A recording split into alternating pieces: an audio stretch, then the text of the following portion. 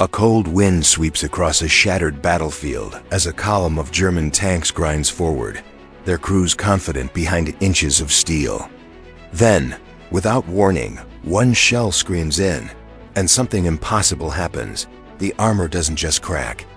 It sags. It warps and slumps like soft butter under a hot knife. Crews bail out in panic, yelling that no normal round could do this.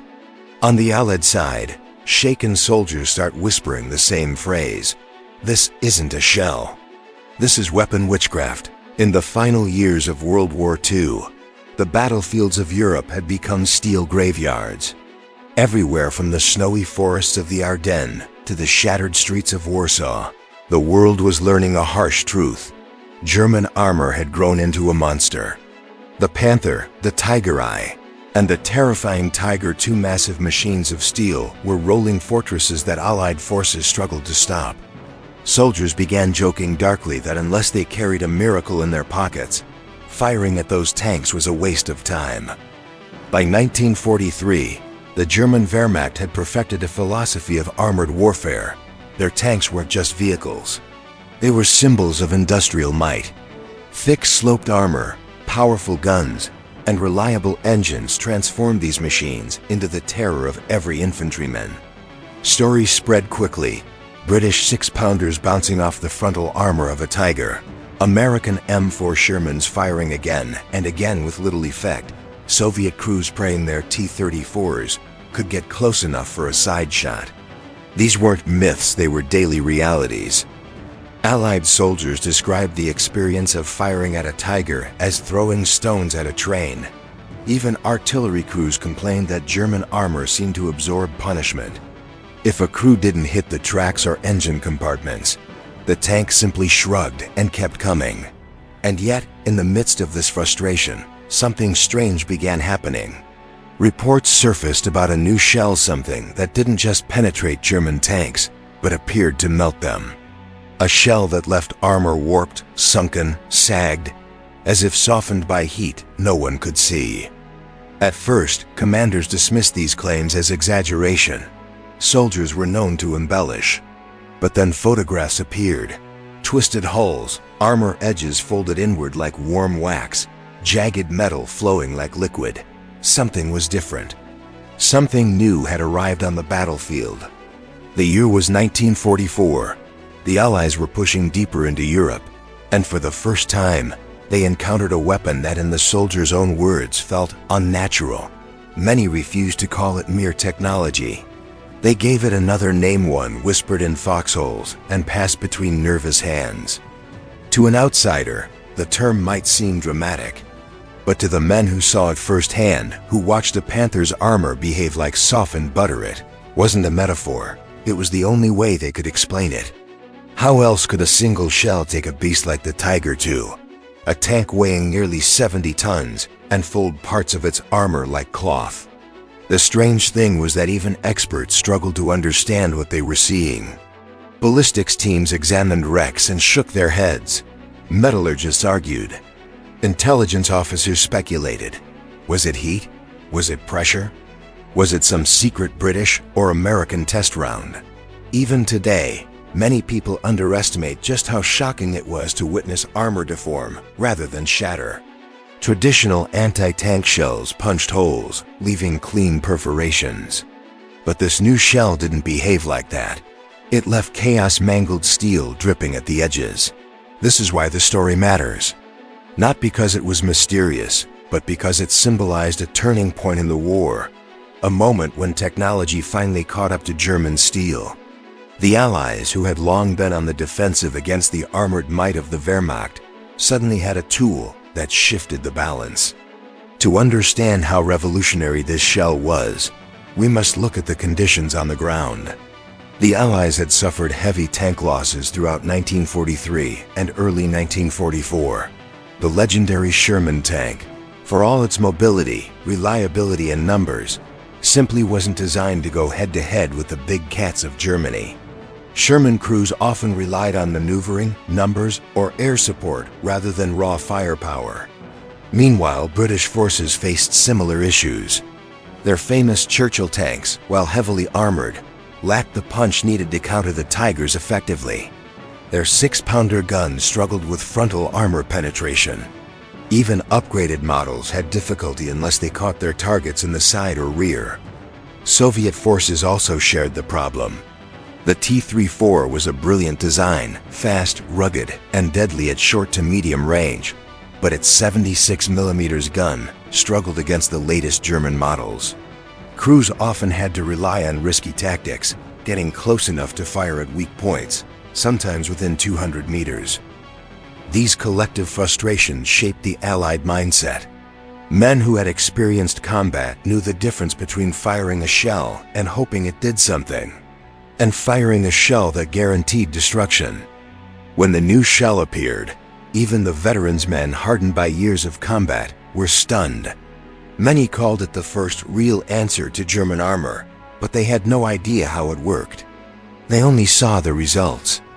The year, the place, the desperation all converged into a single moment in history. This is what makes the story important, because it shows how warfare evolves not only through strategy, but through technology that appears almost magical when first introduced.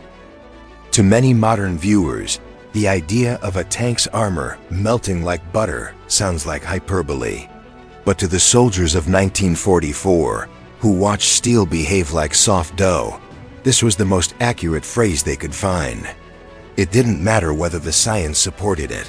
What mattered was what they saw. This story is also important for another reason. It reveals how soldiers interpret battlefield technology. When a weapon behaves in a way the human brain cannot easily categorize, people reach for metaphors, sorcery, witchcraft, curses. These words weren't chosen lightly. They were expressions of fear, awe, and confusion. The phenomenon became part of military folklore. In mess halls and trench lines, men traded stories. Did you see the Panther hull yesterday? Looked like someone folded it. That tiger on the ridge? Armor peeled back like cardboard. I swear, whatever that shell is, it's not normal. Stories like this spread faster than official reports. And in wartime, rumors often become truths long before the facts are verified. Some soldiers even believed the Allies had developed a heat-based weapon, something akin to a fire beam. Others thought the shells carried chemicals that weakened metal. None of them were correct, but their interpretations reflected the shock of what they witnessed.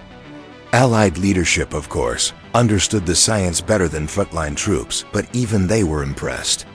Internal reports described the shell's performance as beyond expectation and devastatingly effective. One British officer wrote that the results looked as if the armor had softened. Though we know it did not literally melt, the truth lay somewhere between perception and physics. It wasn't magic, it was engineering. But to the people who saw it first, engineering alone didn't seem like enough. They needed a word that captured the surreal nature of the destruction. So they called it weapon witchcraft. The more the shell appeared on the battlefield, the more widespread the reaction became. Units that had once dreaded German armor now waited eagerly for the new rounds. Confidence rose. Morale changed. Battles that once seemed hopeless became winnable. This shift in morale was extremely important. In any conflict, morale can be more decisive than firepower. When men believe they finally have a fighting chance, they fight differently. They hold positions longer, they take risks they once avoided, and they stop seeing the enemy as invincible. The introduction of this new shell was a psychological turning point as well as a tactical one. And understanding why the soldiers reacted the way they did requires examining the events leading up to its debut on the battlefield. This brings us to the first part of the story, a time before rumors, before melted armor, before witchcraft. The story begins months before the shell first appeared in combat. Engineers in Britain and the United States had been quietly working on new anti-tank technologies. By late 1943, it was clear that conventional armor-piercing rounds were no longer enough. German tank design evolution had outpaced Allied offensive capabilities. British engineers in particular felt the urgency. The appearance of the Tiger-I in North Africa shocked everyone. It wasn't just big, it was nearly immune to standard British anti-tank guns unless engaged at close range. British tank crews still remember the day the Tiger arrived. Many said it felt like a new era of armor had begun. This was the environment in which British ordnance teams began experimenting with high-velocity, high-density projectiles. They sought a shell that didn't rely solely on brute force penetration, but rather on physics, pressure, energy transfer, and armor deformation. One of these experimental designs would later become the shell that melted German tanks like butter. But at this early stage, it was simply a theoretical concept, drawn on chalkboards and debated over cups of tea in dim laboratories. Meanwhile, on the battlefield, the situation grew more desperate. American forces in Italy encountered Panthers and Tigers in increasing numbers. Reports flowed in describing how American 75mm rounds bounced harmlessly off frontal armor. Tank crews felt exposed, vulnerable, and sometimes helpless. In response, the U.S. Army also began exploring new ammunition designs. But progress was slow, and the front lines needed solutions quickly. The pressure on researchers intensified. The turning point came when British engineers proposed a radical idea, a shell that could concentrate immense force into a tiny contact point, pushing armor beyond its structural integrity. Instead of punching through, the shell would force metal to behave plastically, flowing and deforming under pressure. Early tests were inconclusive. Some rounds disintegrated upon impact, others ricocheted. But after dozens of failures, a breakthrough occurred. A prototype managed to effect a deep crater in a thick steel plate one that looked eerily similar to a melted indentation. Engineers were stunned. They reran the tests, double-checked measurements, and analyzed debris. The result was consistent. The shell didn't burn through the steel, it pressurized it into a semi-fluid state, forcing it inward. Suddenly, the rumors and later battlefield accounts made sense. When soldiers said the armor looked melted, they were describing a real deformation, not an exaggeration. The physics behind the weapon produced a result that the human eye interpreted as melting. As production ramped up, secrecy increased. Official military documents avoided dramatic language. They simply listed the shell as a PCBC, improved design. Nothing about melting. Nothing about deformation. Nothing that hinted at how shocking its effects truly were, but those who tested it knew. Some engineers reportedly said, half-joking, that German armor would never know what hit it. Others were more serious, recognizing that this shell had the potential to change the war. When the first shipment arrived in frontline units, soldiers were skeptical. New gear often came with promises that didn't match performance. Some dismissed it entirely, preferring older ammunition they trusted. The first field test changed everything. It happened in Normandy, weeks after D-Day. A German Panther had been spotted moving along a hedgerow, its massive silhouette looming above the landscape. A British anti-tank crew, armed with the new shells, prepared to fire. They braced for the usual outcome, a partial penetration at best, perhaps a lucky hit on the turret ring. But when they fired, something extraordinary happened. The round struck the Panther's frontal armor at an angle where older rounds would have deflected. Instead, the shell dug in, compressed, and forced the surrounding armor to collapse inward. The steel buckled like softened clay. The Panther halted abruptly, smoke billowed from the turret. And when the crew later inspected the wreck, they were speechless.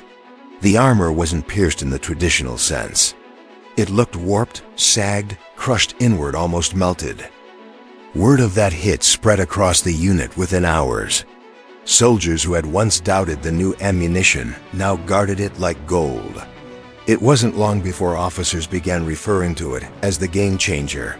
Over the next few weeks, more incidents occurred.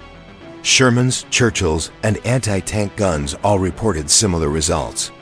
German tanks fell in ways no one had seen before, their armor torn, folded, or depressed as if softened.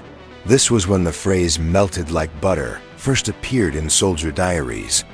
It wasn't official terminology, just a raw description of what men saw with their own eyes. One British soldier wrote, "It didn't punch through, it pushed through. The armor moved aside like warm dough. The effect was so unlike anything prior that even veterans had difficulty explaining it.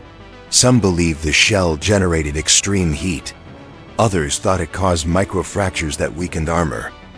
By this point, engineers had explained the science, but battlefield perception didn't care about science. Soldiers believed what they saw, and what they saw looked like sorcery. German crews noticed too. Tank commanders reported strange impacts, unlike any they had encountered.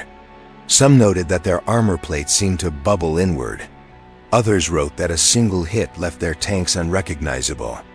A captured German soldier reportedly said, "Whatever you are firing at us, it is not normal ammunition." The shell's psychological effect was immediate.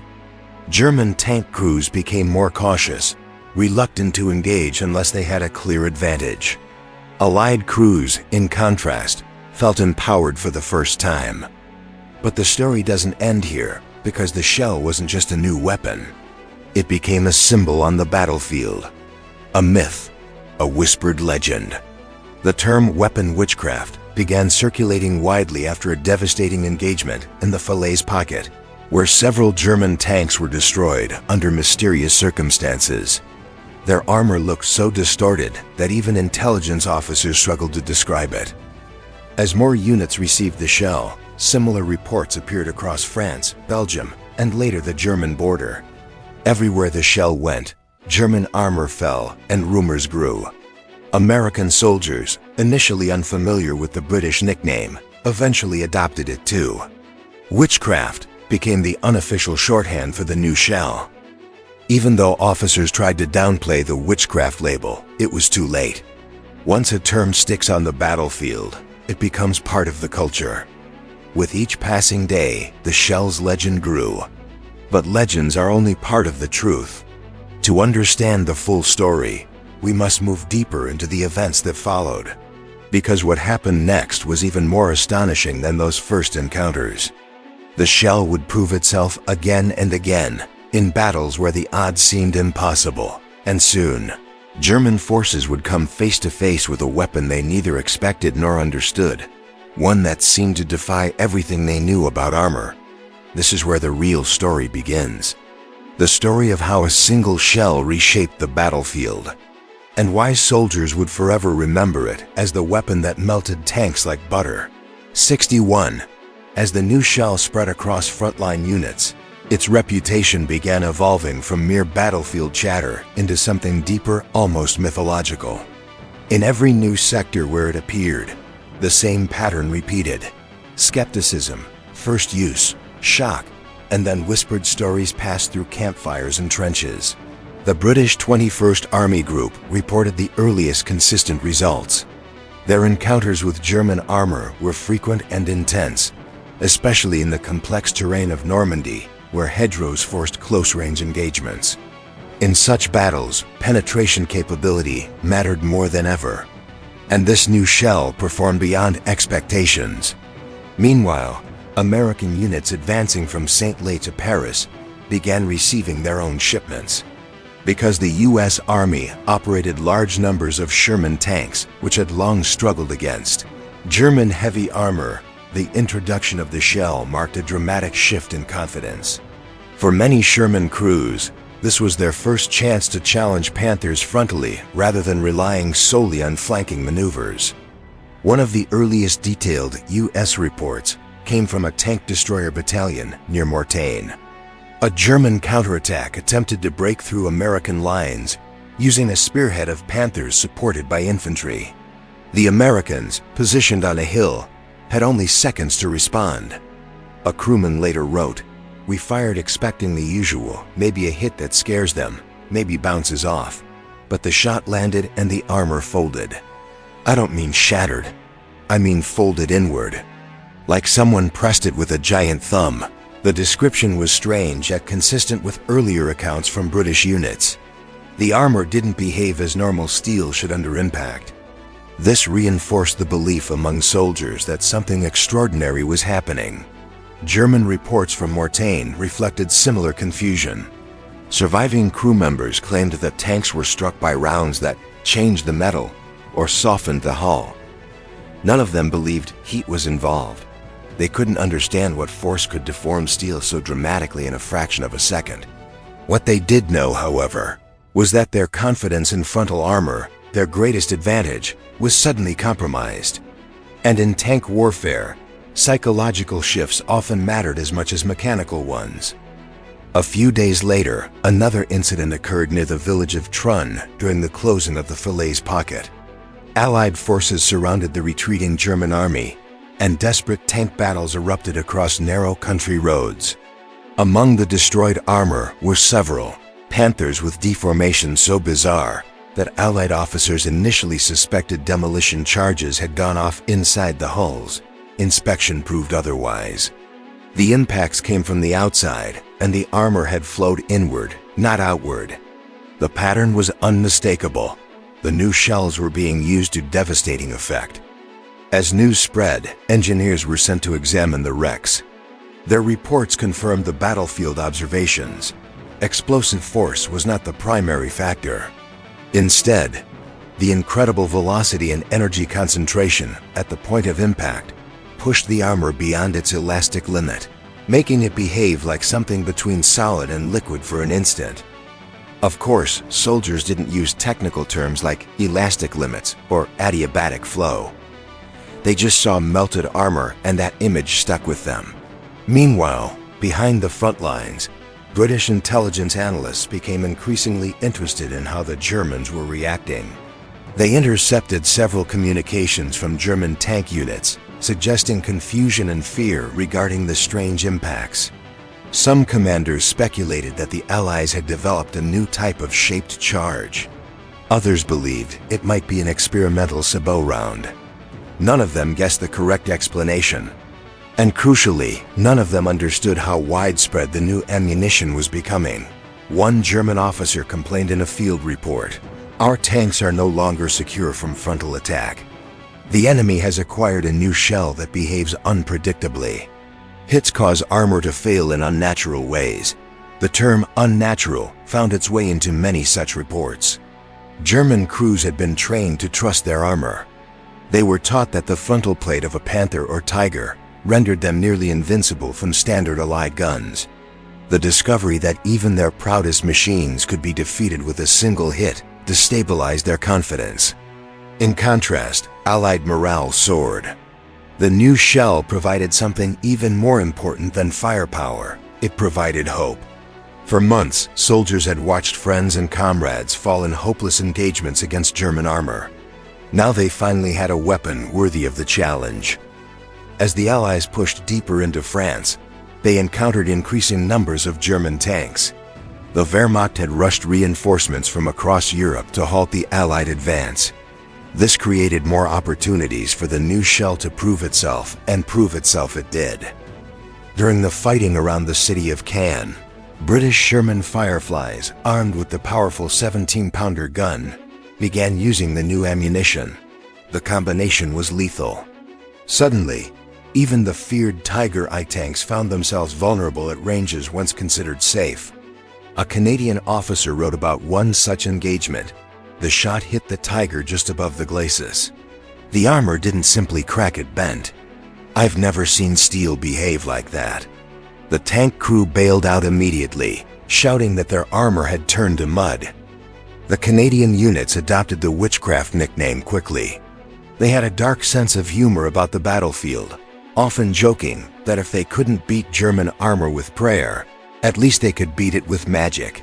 The notion that the shell was some kind of mystical weapon became so common that even official reports occasionally referenced the term, though often with quotation marks to maintain a sense of professionalism.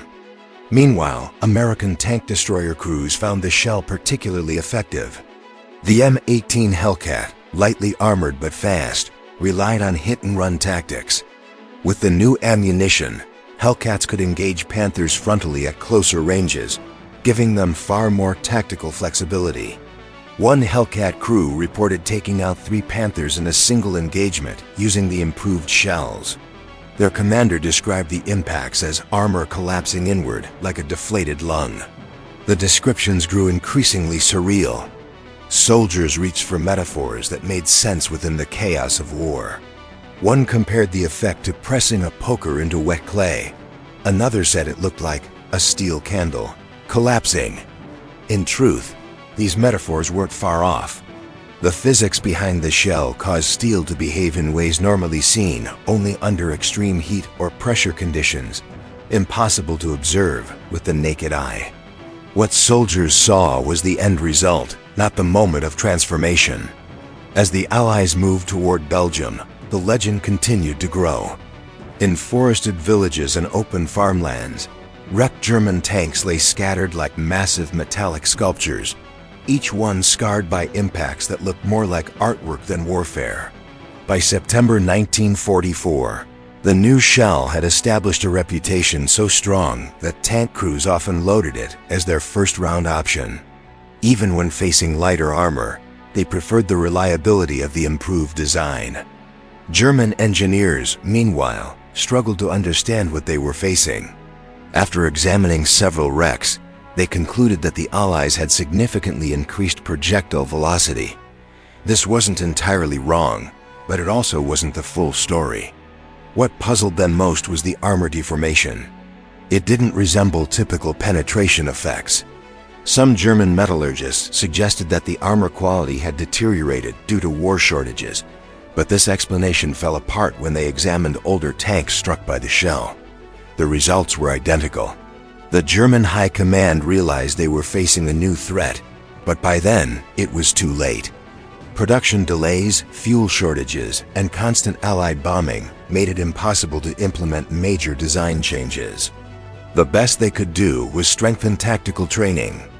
They began advising tank crews to engage at longer distances and avoid exposing the frontal armor whenever possible. But on the chaotic battlefields of Europe, where visibility was often limited and terrain unpredictable, this advice was easier written than followed. The climax of this period came during a clash near Aachen. American forces were pushing into German territory, and the Wehrmacht deployed several Tiger II tanks to stop the advance. These monstrous vehicles, often considered nearly indestructible, represented the pinnacle of German armored technology. An American tank destroyer crew, positioned behind rubble, spotted a Tiger II moving slowly down a narrow street. The tank's massive front plate had deflected numerous shells in earlier battles, giving German crews a sense of invincibility. The Americans loaded the new shell. They waited until the Tiger II turned slightly, exposing the edge of its frontal armor. When the shot rang out, it hit the Tiger II with a precision that stunned both sides. The impact left an indentation nearly 20 centimeters deep. The armor rippled inward, giving the impression that it had softened under invisible heat. The Tiger II came to an immediate halt, smoke leaking from its turret. The crew bailed out, shocked that their legendary armor had failed so catastrophically. This incident became one of the most commonly cited examples of the shell's power. The fact that it happened to a Tiger II, a tank many believed was armor-proof, cemented the shell's reputation across the front. American soldiers described the aftermath with a mixture of awe and disbelief. Even experienced tankers struggled to comprehend how a shell could deform armor that thick. One tanker later remarked, "I don't know what science they put in that round, but it sure didn't act like anything I'd ever seen." It went in, and the armor moved aside like warm putty. German reactions were even more intense. The loss of a Tiger II in such a manner was alarming. These tanks were supposed to be icons of German engineering, symbols of their armored dominance. To see one fall so dramatically shook the confidence of both troops and commanders. After the Aachen incident, the term weapon witchcraft reached its peak usage. Soldiers repeated the story so often that it became hard to separate first-hand accounts from retellings. For some, it was almost comforting to assign a mystical explanation to something they didn't understand. The shell continued to play a decisive role as the Allies advanced toward the Siegfried Line. Concrete fortifications, bunkers, and pillboxes also fell victim to its impressive penetrating power. Though the melting effect was most noticeable on tank armor, some soldiers claimed the rounds left unusual craters in thick concrete as well. In late 1944, when the Battle of the Bulge erupted in Belgium, the shell once again proved crucial. German forces launched a massive surprise offensive, deploying dozens of Panthers, Tigers, and other armored vehicles in a desperate attempt to turn the tide. Many American units were caught off guard, but those equipped with the new shell were able to mount effective defenses. Several Panthers were knocked out in forested ambushes, their armor deformed in the familiar butter-like pattern. Tank destroyer units, often outgunned but highly maneuverable, used the shell to devastating effect in the snowy Ardennes terrain. The dense forests created close encounters, and the shell's efficiency at short to medium ranges became invaluable. An American lieutenant wrote after the battle, "We didn't just stop them, we shattered their momentum. Every time one of their tanks came around a corner, we fired and watched their armor crumple. I've never seen anything like it." As the German offensive stalled, Allied units regained the initiative.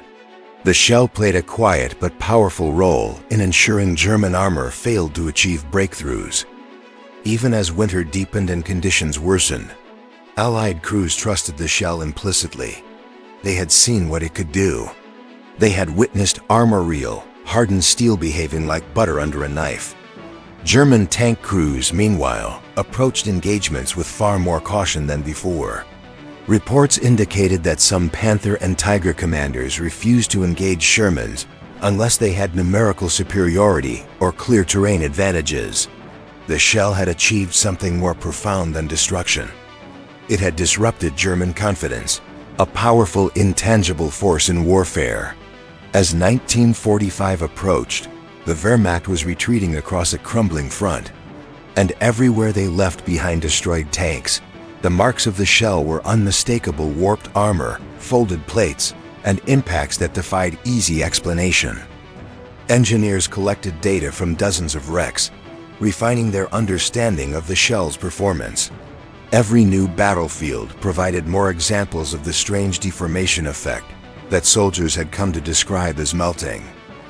At this point, the shell was no longer just ammunition, it was a symbol of Allied innovation and determination. It represented a shift in the balance of power, proof that no armor was invincible. Even the most skeptical units had become believers.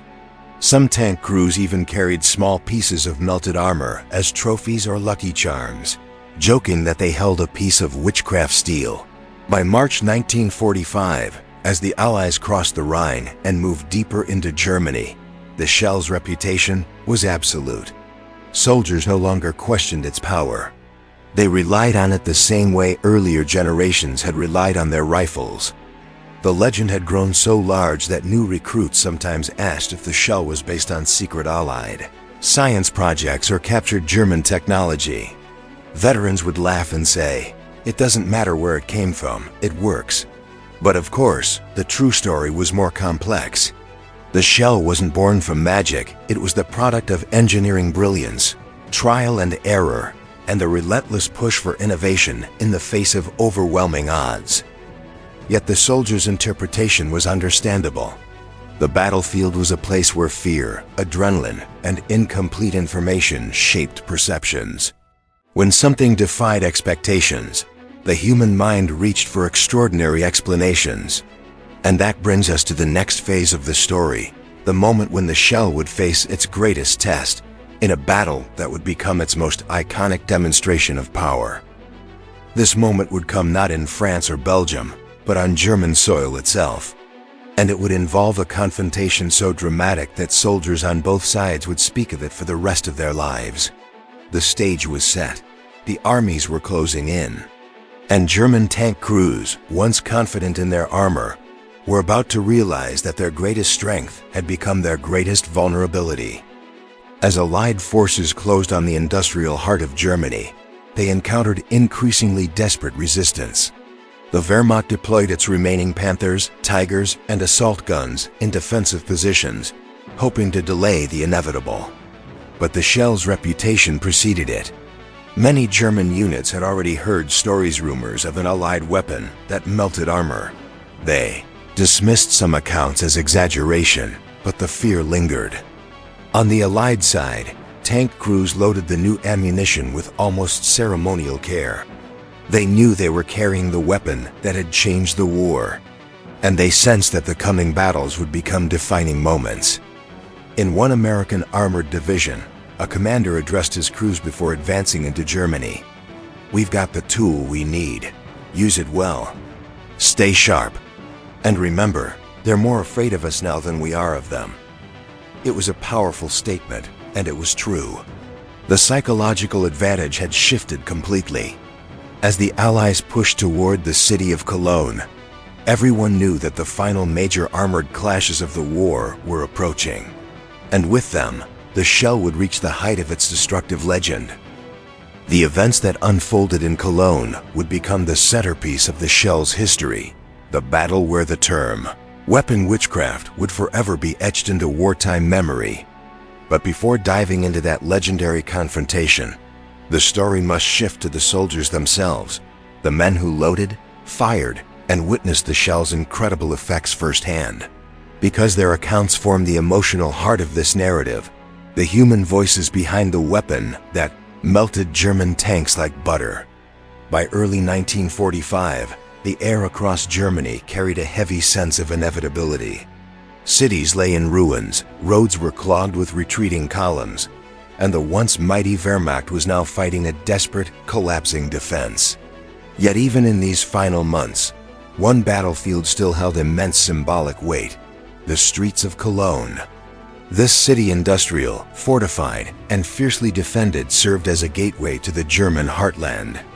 And it was here, amid shattered cathedrals and burning rooftops, that the shell would face its most iconic moment. Cologne had become a labyrinth of rubble, broken bridges, and sniper nests. German tank crews maneuvered through its narrow streets, using collapsed buildings as cover. Allied troops knew that a single Panther or Tiger, positioned just right, could dominate an entire city block. The Americans approached cautiously, expecting fierce resistance. But they also carried something new: boxes of the weapon the Germans had come to fear.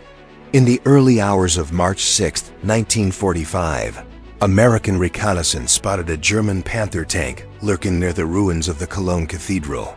Its long, deadly 75mm gun protruded from the shadows, sweeping the streets for any sign of movement.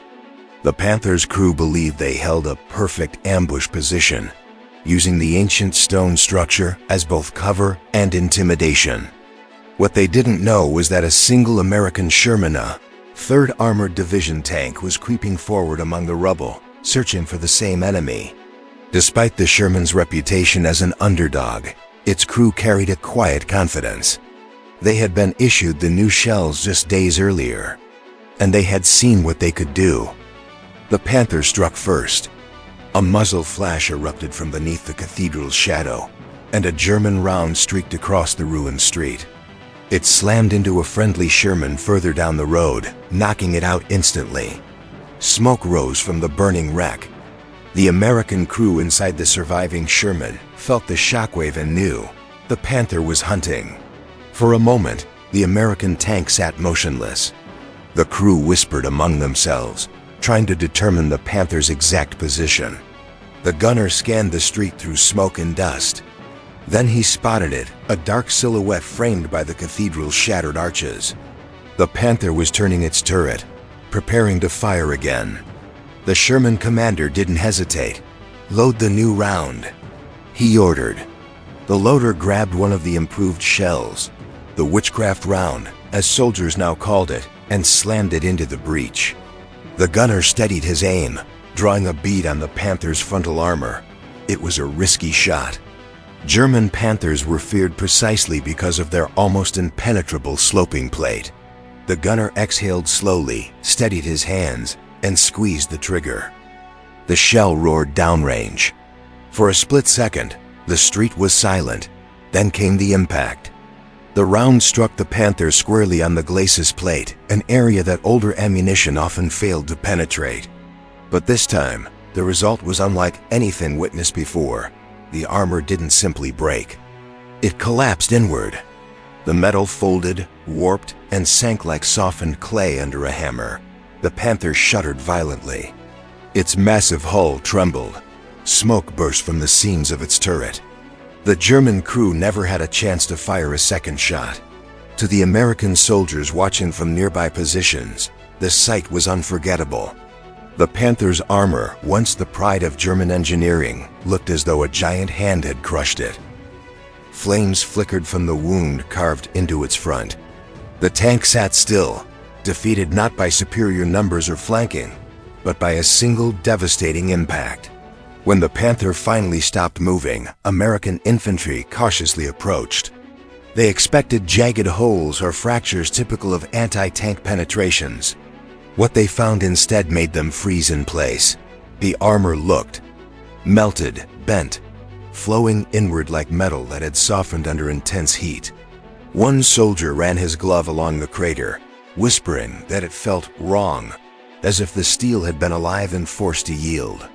Word of this kill spread through the American ranks within hours. Tankers from nearby units came to see the wreck with their own eyes. Many stood in silence, staring at the impossible deformation. Others touched the armor, trying to understand how any shell could cause such an effect. A corporal muttered, "That's witchcraft, plain and simple," and the nickname embedded itself even deeper into frontline folklore. Photographers arrived soon after, capturing some of the war's most iconic images. These photos would later appear in reports, newspapers, and even post-war documentaries. The world would come to know the scene. A Panther tank, majestic even in death, its armor crushed inward like a giant thumbprint. And a modest Sherman tank nearby, ordinary in appearance, extraordinary in impact, responsible for the kill. But the climax of this story isn't just about the Panther's destruction. It's about the confrontation between belief and reality on the battlefield. The German crew had trusted their armor. They had been trained to believe that frontal attacks from Allied tanks were futile. And yet, with one strike, their faith in steel was shattered. Captured German survivors from other battles reported similar reactions. Many described the first time they saw a tank destroyed by the new shell as shock, horror, or disbelief. One German gunner confessed, "We thought they had invented a weapon that broke the laws of nature." The psychological weight of this moment cannot be overstated. For years, German armor had symbolized dominance. The Tiger and Panther were icons, machines that shaped tactics, defined engagements, and commanded respect. To see them fall so dramatically was more than a tactical defeat. It was a symbolic one. Meanwhile, American crews experienced the opposite transformation. Their Shermans were no longer underdogs, they were giant killers. Tankers who had spent months fearing German armor now felt empowered, almost invincible, knowing they carried a weapon capable of such devastation. Their confidence soared, fueling the momentum of the Allied advance. But while Cologne became the most famous example, it was far from the only dramatic encounter. Days later, another confrontation unfolded near the Rhine River. This time, a British Firefly engaged a Tiger I that had taken a defensive position overlooking a valley. The Tiger's thick armor made it nearly immune to frontal attacks at long range. But the Firefly crew didn't need range, they needed accuracy. The British gunner lined up his shot carefully. He waited for the Tiger to expose just enough of its turret. When it did, he fired. The shell hit with a thunderous crack. Observers later said the impact created a ripple effect across the Tiger's turret, as though a shockwave had passed through liquid metal. The front plate buckled deeply. Smoke poured from the interior. When the British infantry moved in, they found the Tiger's armor warped in the same peculiar fashion seen in Cologne. One section of the turret had bent inward so violently that the metal folded around itself like a crushed can. Once again, soldiers whispered about witchcraft. The term spread across divisions, across languages, across units of different nations. American, British, Canadian, and even Polish troops began jokingly, but sometimes earnestly calling the shell the magic round. In truth, the shell's effect wasn't magic at all. Engineers understood the physics: extremely high velocity, dense core materials, adiabatic shear, and concentrated pressure that caused armor to behave semi-plastically. But to the men on the battlefield, science didn't matter. What they saw defied their expectations. And the human brain, when faced with something extraordinary, often reaches for extraordinary explanations. The climax of the shell's legend also unfolded in the foggy hills near Remagen, not long after the famous capture of the Ludendorff Bridge. German forces determined to retake the bridge launched repeated counterattacks with tanks and armored vehicles. Among them were a number of Tiger II tanks, their enormous silhouettes emerging from the morning mist like steel giants. American tank destroyer crews, dug into muddy positions near the river, braced for impact.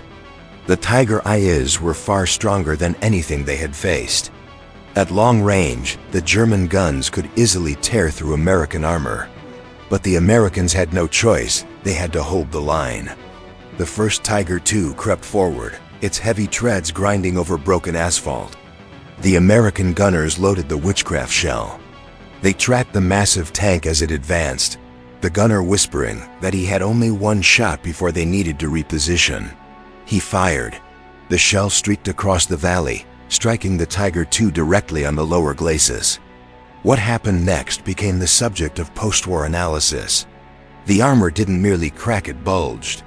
A large, inward dent appeared, as if the steel had turned elastic at the moment of impact. The Tiger II halted abruptly, its engine sputtering. The German crew attempted to reverse, but couldn't. Something inside had jammed. A second American round followed, this time hitting the turret ring. The armor bent inward, jamming the rotation mechanism. The Tiger II was immobilized. Moments later, its crew abandoned the tank. American soldiers charged forward to inspect the wreckage. As expected, they found the same signature deformation, the melted butter look that had defined the shell's legend. For many, this was the moment that solidified the weapon's reputation. If it could defeat even the Tiger II, then nothing on the battlefield was safe. Nearby units passed around the story like wildfire. Tank crews described the battle with excitement and disbelief. One soldier scribbled in his journal, "If I hadn't seen it myself, I would have said it was impossible. That Tiger is supposed to be untouchable." Even German commanders took notice. In intercepted radio transmissions, officers warned frontline units to avoid direct engagements whenever possible. The enemy possesses new ammunition that causes armor failure in an abnormal manner. Do not rely on frontal protection. This warning marked a profound turning point. For years, German armored doctrine had centered around the superiority of frontal armor. Now that doctrine was collapsing. A weapon that rendered frontal armor unreliable forced an entire military to rethink its tactics. The climax of the shell story wasn't one battle. It was the cumulative effect of dozens of encounters that shattered German confidence. Every Panther destroyed in unusual ways, every Tiger with melted armor, every tank crew that bailed out in shock.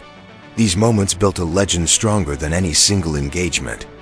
As the Allies continued their advance, journalists embedded with the units began hearing soldiers talk about the magic shell. Some reporters dismissed it as superstition, but others recognized that the phenomenon was rooted in real battlefield effects. A few news articles alluded to new Allied ammunition without revealing details. Meanwhile, Allied intelligence considered whether to publicly acknowledge the shell's capabilities. Ultimately, they remained silent. It was better for the enemy to remain uncertain. Better for German morale to continue eroding from fear of the unknown. One intelligence officer later wrote, "A soldier's imagination is often more powerful than any weapon. If they believe we can melt tanks, then in their minds, we already have the upper hand." This psychological advantage played a critical role in the Allies' rapid progress through Germany. German commanders constantly repositioned their armor, unsure which areas were safe. They avoided frontal engagements even when they held superior ground. And they wasted precious time and fuel trying to mitigate a threat they didn't fully understand. Meanwhile, Allied tank crews developed new confidence. They pushed forward aggressively. They held positions longer. They took risks they once feared. In some cases, they even engaged Panthers frontally on purpose, trusting the new shell to do what older ammunition never could. But despite the growing momentum, the fighting remained dangerous. German anti-tank guns, Panzerfausts, and ambush tactics still posed serious threats. The shell wasn't a miracle cure. It was simply a powerful tool in the hands of crews who knew how to use it. One American tanker described it best: "We finally had something that scared them instead of the other way around." The climax reached its emotional peak during a short but intense engagement near Kassel. A German armored battalion attempted a counterattack, fielding several Panthers and a lone Tiger II. The Americans, outnumbered and temporarily isolated, prepared for a desperate defense. At dawn, the German tanks emerged through the morning mist. The sight of their massive silhouettes stirred fear in the American infantry. But the tank crews remained calm. They had the new ammunition. The first Panther advanced confidently, firing at distant shadows. An American Sherman took aim and fired. The shell hit just left of the Panther's driver's viewport. The armor caved inward dramatically. The Panther lurched to the side and came to a stop. A second Sherman fired at the Tiger II. The shell struck the turret front, creating a deep crater. The German tank tried to back into cover, but was too slow. A follow-up round struck the lower hull, deforming the armor again. The Tiger II stopped moving. The German counterattack faltered. Their tanks, once invincible, had been neutralized in minutes. The surviving German crews retreated, shaken not just by the loss of machines, but by what the losses represented. Allied soldiers later described the scene as surreal. The German tanks, symbols of domination for years, now resembled crushed sculptures. Their armor bore the unmistakable signatures of the Witchcraft shell-folded plates, warped curves, melted contours. For many Allied soldiers, this was the moment when they truly felt victory was near. Not because the war was ending, but because the fear that had haunted them for years, the fear of German armor, was finally fading. German morale, however, continued to deteriorate. Tank crews began abandoning vehicles earlier, sometimes after the first hit. Some surrendered even when their tanks were still functional, simply unwilling to risk facing a weapon they believed could melt their armor.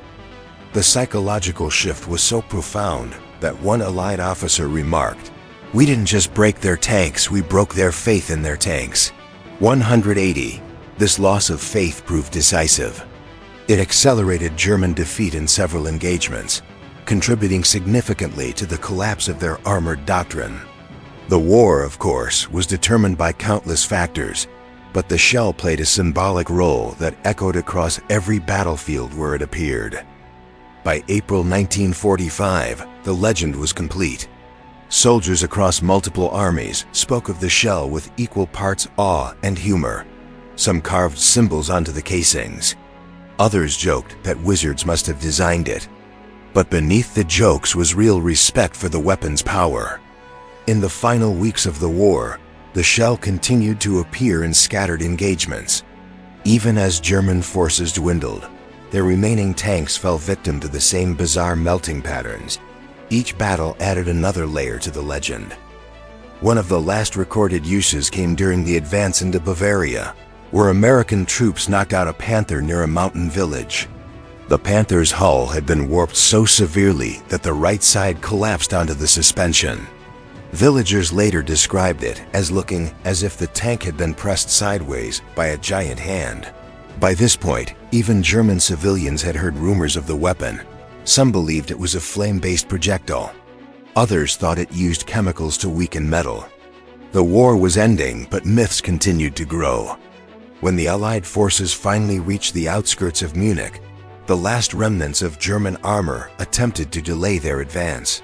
One final engagement unfolded on a narrow road leading into the city. A Panther tank, battered but still functional, exchanged fire with an American tank destroyer. The destroyer fired a Witchcraft shell. It hit the Panther's turret, collapsing a section of armor inward. The tank stopped instantly. The crew surrendered minutes later. They approached the American soldiers with hands raised, pointing nervously at the melted armor as if seeking an explanation. One of them asked in broken English, "How does your shell do this? It is not normal." The American soldiers exchanged glances and laughed. "Magic," one replied. "Pure magic." It was a joke, but one rooted in months of rumor, fear, and battlefield mystery. And so the legend closed with fitting irony. The final German crews, who once trusted their tanks above all else, surrendered not because of numbers or tactics, but because of a shell they believed defied the laws of nature. Yet behind every myth lies truth. The shell wasn't magic, it was engineering, innovation, and the relentless pursuit of battlefield superiority. But from the perspective of the soldiers who lived through those moments, the distinction didn't matter. What mattered was that the shell worked, and worked spectacularly. As the war drew to a close, Allied commanders compiled reports documenting the shell's performance. They noted its exceptional penetration, its unusual deformation effects, and its remarkable influence on both Allied and German morale. But they also acknowledged something deeper. The shell had become more than ammunition. It had become a symbol of technological turning points in warfare. Many of these reports would remain classified for years, contributing further to the legend. The secrecy surrounding the ammunition only fueled post-war speculation and reinforced the sense that the weapon had been something extraordinary. Historians later analyzed the shell extensively, describing it as one of the most significant advances in anti-tank warfare of World War II. Its performance challenged assumptions about armor, ammunition, and battlefield dynamics. But while historians focused on data, reports, and diagrams, the soldiers who used the shell remembered something else entirely: the feeling. The relief of having a weapon that finally gave them a fighting chance. The awe of seeing armor fold like it was made of soft metal. The pride of knowing they carried a round that changed the balance of power. And this emotional connection is what cemented the legend. The term weapon witchcraft survived not because it was accurate, but because it captured the experience of thousands of men who witnessed the impossible. The climax of this story, then, is not a single battle, but a shift in belief. A moment when the aura of German invincibility shattered. A time when Allied troops, exhausted and battered but determined, found a tool that allowed them to stand tall against steel giants. The Panther in Cologne, the Tigers at Remagen, the armored columns at Kassel, all these moments formed the heart of the legend. They were the scenes soldiers narrated years later to their families, their children, or fellow veterans when asked what the war was like. And every version of the story ended the same way, with disbelief, awe, and a quiet admission. You wouldn't believe how their armor looked. Like butter. Just like butter. This was the pinnacle of the shell's impact. The point where its myth became inseparable from its reality. The moment when engineering met legend, and soldiers, grasping for words, turned to the only explanation that felt fitting. The round that melted German tanks like butter and changed the battlefield forever. When the echoes of the final battles faded and the German war machine collapsed under the weight of its losses, the strange shell that had melted armor like butter entered a new chapter, not as a battlefield secret, but as a subject of study, analysis, and quiet fascination among military researchers. Engineers who had designed it finally had the time to reflect on what the weapon had achieved. And historians began gathering testimonies from crews who had relied on it in the desperate final push into Germany. In the months after the war, Allied analysts conducted extensive surveys of destroyed German tanks scattered across Europe. They cataloged every impact mark, measured every crater, and reviewed every melted-looking indentation. Many experts were struck by how uniform the deformation patterns were, even across different types of armor and different battlefield conditions. The shell had behaved consistently, leaving behind a signature crushed ripple effect that made it instantly recognizable. Yet even in these controlled environments, without the chaos of combat clouding judgment, researchers still found themselves pausing over certain wrecks. The impacts looked wrong, too smooth, too fluid, too unlike anything produced by conventional anti-tank ammunition. One British metallurgist famously wrote, "If I had not known the context, I would have assumed these plates were shaped hot, not struck cold." This confusion echoed what soldiers had felt on the battlefield. And though scientists provided rational explanations, hypervelocity penetration, adiabatic shear, localized pressure, the strange, melted appearance of the armor continued to capture imaginations. Even after the war, many veterans insisted that photographs did not fully capture how surreal the damage looked in person. For German engineers, the aftermath was equally sobering. As they examined wrecks of their precious Panthers and Tigers, they confronted a harsh truth. The armor advantage they had relied on for years had been decisively neutralized. Their doctrine had been built on the belief that frontal protection could withstand nearly all Allied fire. Now that doctrine lay in ruins, just like the tanks that embodied it. Captured documents revealed how shocking the discovery had been for German officers. Some described the shell in clinical terms, referring to armor deformation or penetration inconsistencies. But others used more emotional language, calling it frightening, unnatural, or a weapon that made steel behave like cloth. Even late-war reports showed commanders advising caution when facing Allied tanks, not because of numbers or tactics, but because of the mysterious new ammunition. In the long term, the shell played a role in reshaping armored warfare. Designers across multiple nations studied its effects, recognizing that traditional assumptions about armor thickness were no longer sufficient. A new philosophy emerged. Protection must not depend solely on massive steel plates, but on smarter designs, sloped surfaces, composite materials, and eventually, reactive armor. The aftermath also brought reflection among Allied tank crews. Thousands of veterans who had served in Shermans, Churchills, Fireflies, and tank destroyers carried lasting memories of engagements where the shell had saved their lives. Many spoke of the relief they felt when they realized they finally possessed a weapon that neutralized the fearsome German giants. For some, this marked a psychological shift as important as any strategic victory. Years later, interviews with veterans revealed how emotionally significant the shell had been. One American gunner said, "Before those rounds, seeing a Panther made your stomach drop. After them, we felt like we finally had a fair fight." Another described the moment he saw armor melt inward as the first time I believed we would survive the war. Meanwhile, historians examined how morale influenced battlefield outcomes. The shell didn't just destroy tanks, it destroyed the myth of German invincibility. This shift in perception encouraged Allied troops to push harder and faster, reinforcing momentum at a critical phase of the war.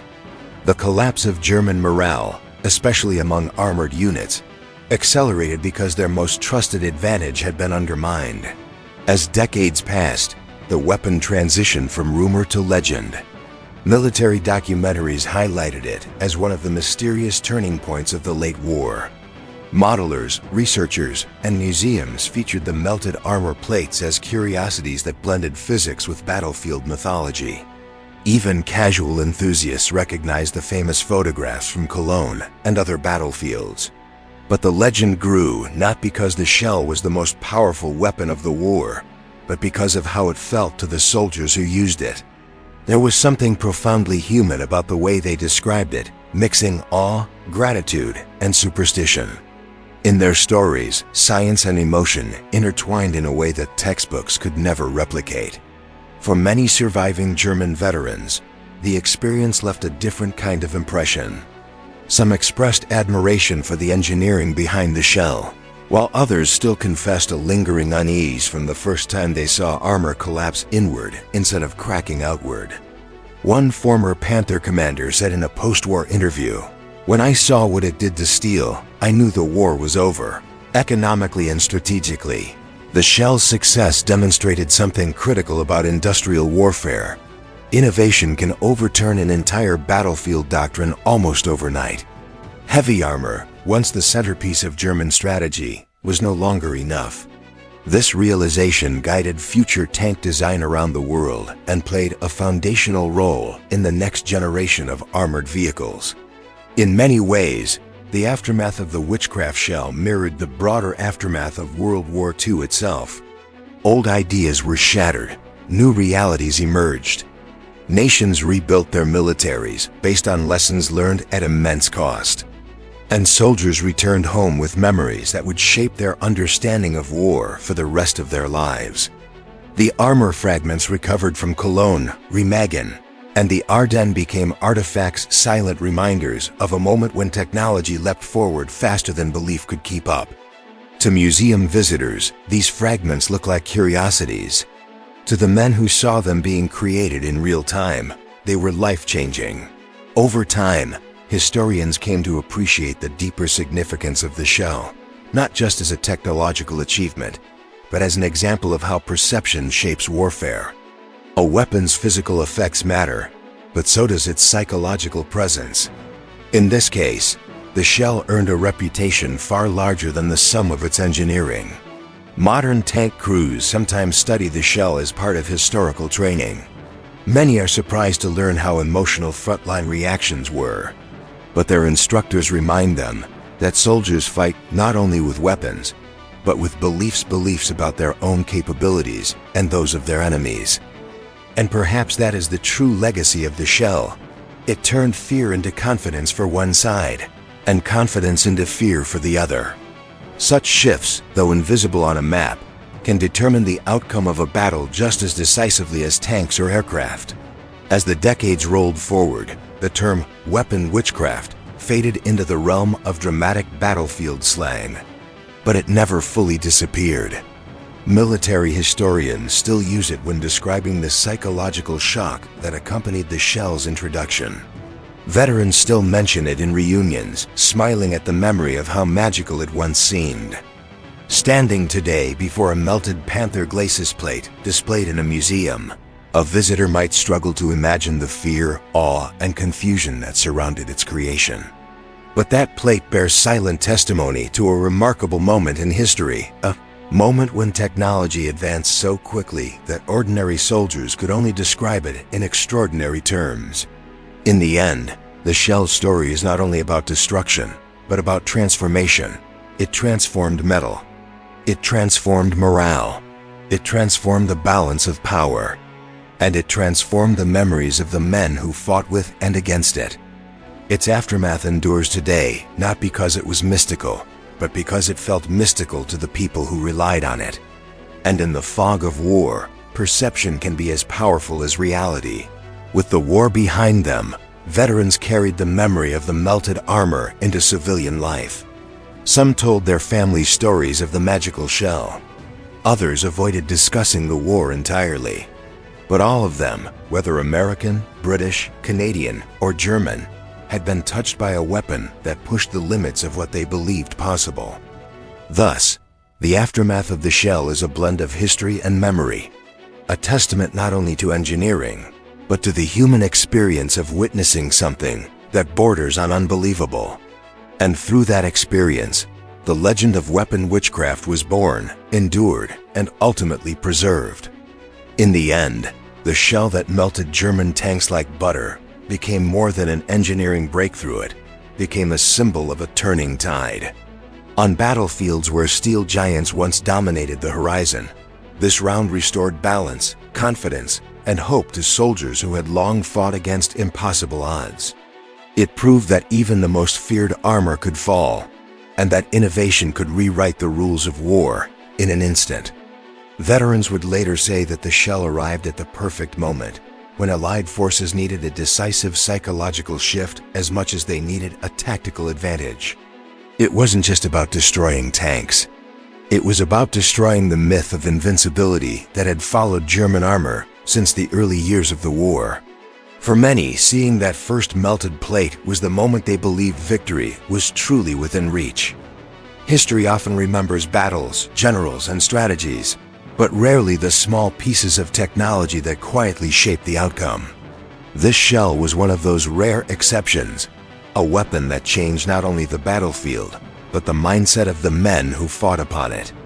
Its legacy lives on in museums, in warped steel plates that still baffle visitors, and in the stories passed down by those who saw it in action. In hindsight, the weapon Witchcraft nickname feels fitting, not because it was magic, but because it captured the awe and disbelief of the soldiers who watched armor behave in ways no one thought possible. They reached for the language they had, and what they saw felt supernatural. And sometimes, the feeling of a moment is just as important as the science behind it. As the chapter closes on this extraordinary piece of wartime history, one truth remains clear. Technology may win battles, but human experience shapes the stories we remember. This shell, with all its mystery and legend, became part of those stories, etched into memory as the round that melted steel and changed the face of armored warfare forever.